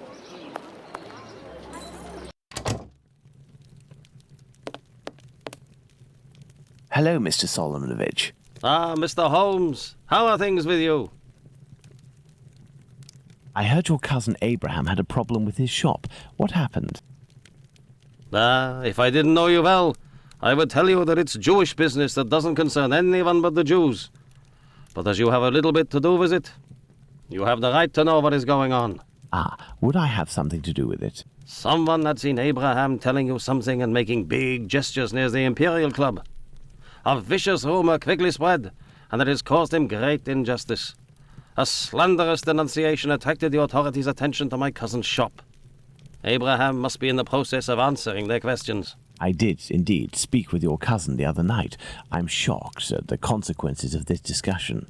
As I was saying, it's the story of the Jews. In the face of adversity, we are united, but amongst ourselves, it's like anywhere else.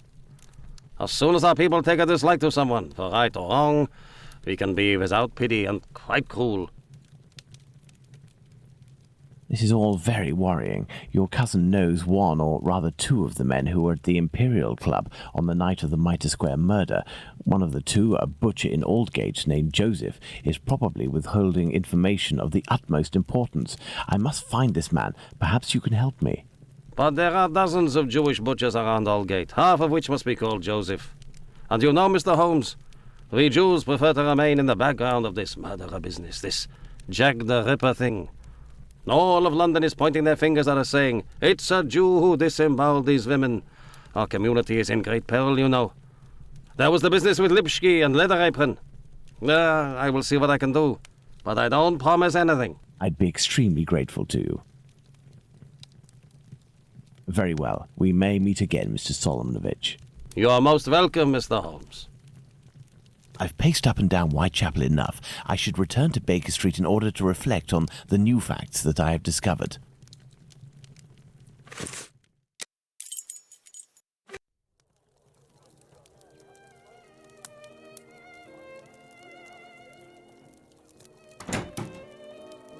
Hello, Holmes.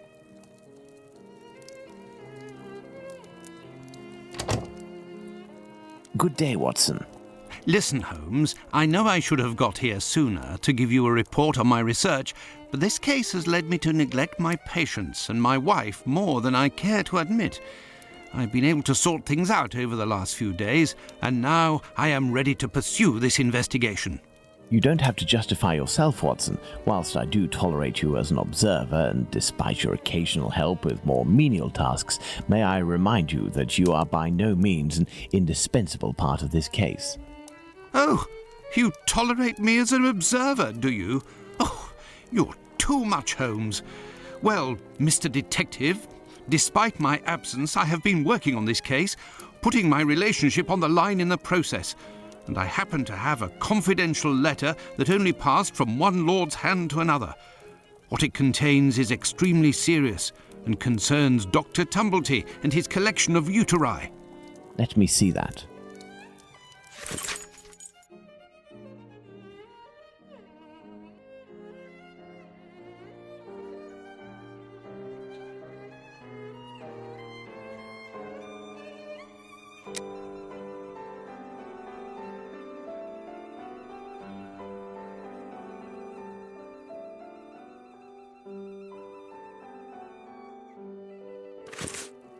Excellent. This American could turn out to be of great use to use. That's right, and that's not all. I did some research and finally found an illness that affects the genitalia and can, in certain cases, cause facial symptoms resembling the mutilations seen on the last victim. It is called, would you believe? Syphilis and the emaciation that can be seen in affected children. I have known that for days, Watson. Really? Listen, now you're already here, Watson, we may as well continue the investigation. Do you remember the map on which we established the area in which our killer lives? I think we should continue our study.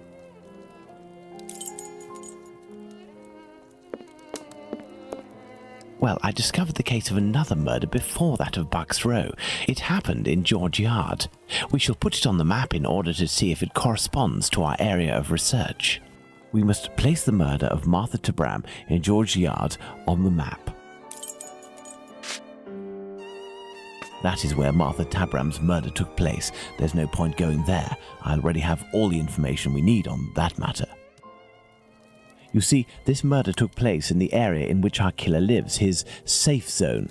Nonetheless, there are two major differences between the murder of this Martha Tabram and that of Polly Nichols. Firstly, the blows inflicted are not the same.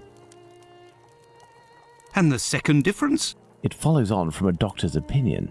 He claims two weapons might have been used, and if there is one group of people we absolutely must not trust in this business, it's doctors. Don't you agree, Watson? Watch it, Holmes. Tabram's murder took place in an area where the murderer, whose cowardice is clear, was able to make a quick getaway, that is to say, near his home. For his second murder, he would have wanted to go further afield, so the police would not link these two cases. And as for the other murders, seeing the ineffectiveness of his last one, he headed in different directions to kill his victims while still staying in the vicinity and without going any further than necessary, and all the while planning his escape. My dear Watson, we now know what this man looks like, in what area he lives, and that he suffered directly or indirectly from syphilis.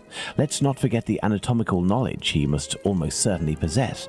Given his lower-class background, a butcher seems very likely. However, it may be the case that the man was a butcher once, but is no longer. He might also have been a medical assistant. Who knows? That's why we need the testimonies of the other Joseph and Dr. Tumblety in order to be certain.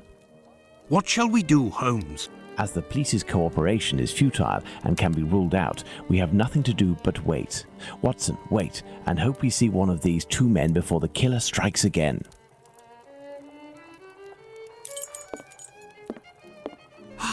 At last, a long day's work done. How are you doing, Holmes? Fine, Watson, just fine. I suppose you still haven't heard any news from Whitechapel? No, Watson. It's been almost a month now. Who knows? Our killer may have brought justice upon himself, overcome by remorse and ignominy for his actions. Not a chance, Watson. You haven't done anything about the story of a kidney that was sent in the post and reported by the papers. Why not? The killer left a message on one occasion with the intention of harming. The letter accompanying this package served no purpose other than to give value to its recipient and arouse disgust against its sender. The killer has never done anything for nothing. In order to authenticate the Galston Street message, he left an indisputable piece of evidence. Can we really say as much about this kidney? I don't know. All I know is that there are letters piling up on your desk. Isn't it time to move on to another case? Absolutely not, Watson. I think that the other Joseph is reluctant to meet me. The man he saw must certainly have put the fear of God in him, a man well known for his violence and his hatred towards Jews. There can't be any shortage of those in Whitechapel. I have hope yet. As for Dr. Tumblety... We found him, Mr. Holmes. We found him. Who's that? Dr. Bumblebee. He's been locked up by the bobbies, but they've let him loose. Oi, he was looking round like a rat who's scared of his own shadow. He's gonna do a run at years. Watson, this is our chance. The game is afoot. Let's hope that Tumblety will go to collect his trunk. As for you, my little friends, thank you for lifting this burden that has been on my shoulders for almost a month.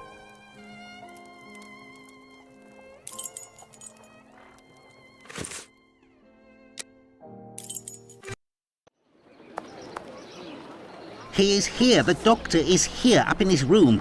Peeking through my door, I saw him go up the stairs, and I think that he has a pistol. Regarding the trunk, did you do what I told you to? Yes, I jammed the lock and filled the trunk with stones. Should we call the police? Absolutely not. Go home, lock your doors, and if you hear a gunshot, shout as loudly as you can. Watson, we must disarm this man at all costs before attempting to confront him.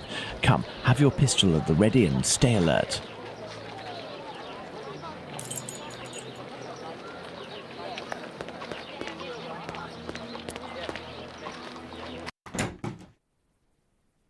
Don't move a muscle or I shoot. Who? What is going on? Bravo, Watson. I take back everything I ever said about your less than full involvement in our investigations. Listen, Mr. Policeman.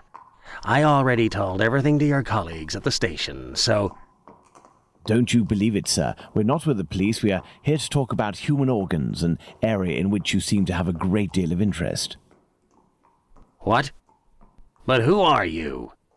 We are the ones holding the pistol. Listen, Tumblety, tell us everything you know and you will be spared from the noose or a bullet. Have you tried to get hold of any female genitalia from someone during these past months? So that's it. You English. Listen, as it happens, I do have a collection of female genital organs which I hold dear and never miss the chance to show my friends whatever the occasion. If you knew what I feel when my eyes meet the young men's as they contemplate with astonishment and disgust this soft and flabby skin that they worship and place at the center of all their passions. Women repulse me, gentlemen. They are one of nature's greatest mistakes. Lying, haughty, and most of all, nauseating. No, sirs. Men, mankind, we are not made to soil ourselves with such animals, and it is my task to educate my peers, like the ancient Greeks used to do, and put them on the path to masculine relationships, the only kind worthy of our intelligence. My God, this man has lost his marbles, Holmes. You haven't answered my question. Did you attempt to obtain any female organs? Indeed, but a long time ago. I was living in Liverpool at the time. A few of my specimens were starting to lose their freshness. But despite the sum proposed, the heads of the university hospitals refused to accede to my demands. The fear of what others would say, certainly. I know nothing more similar to an arrogant fowl than an English doctor. Yakety-yak, always showing off in the courtyard with their haughty airs. And as soon as... Shut it, Tumblety. So, was it you who killed all of these women? Yes or no? I regret to say that it was not. If I had really wanted a few more uteri, I would have had them brought in from the United States, where it would cost me much less than here.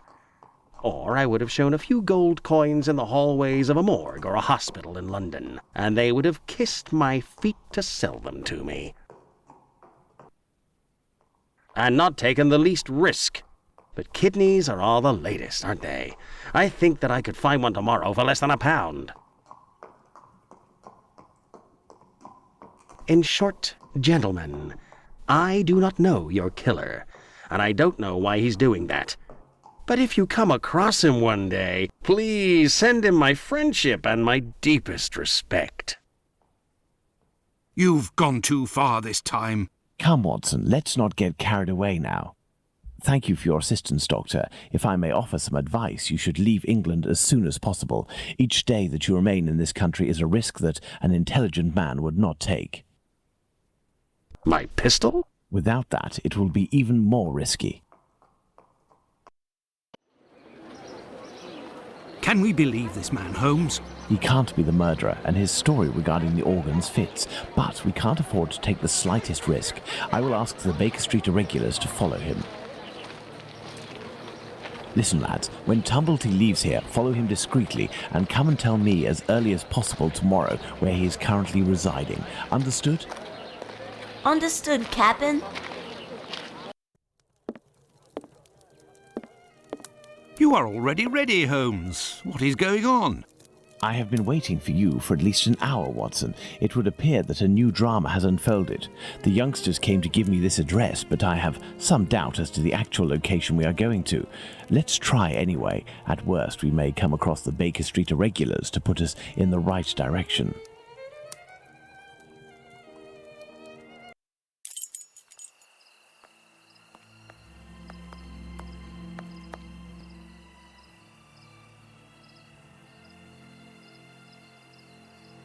We are lost, Holmes.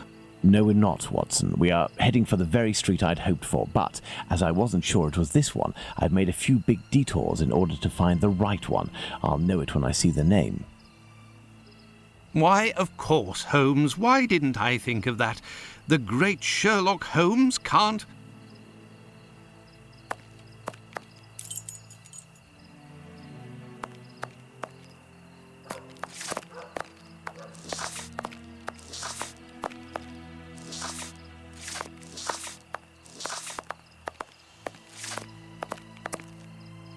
How are you, my friend? Are you not feeling well? No, My friend is a doctor. He can take care of you. don't go there. He came here and he... Now, Watson, take care of him.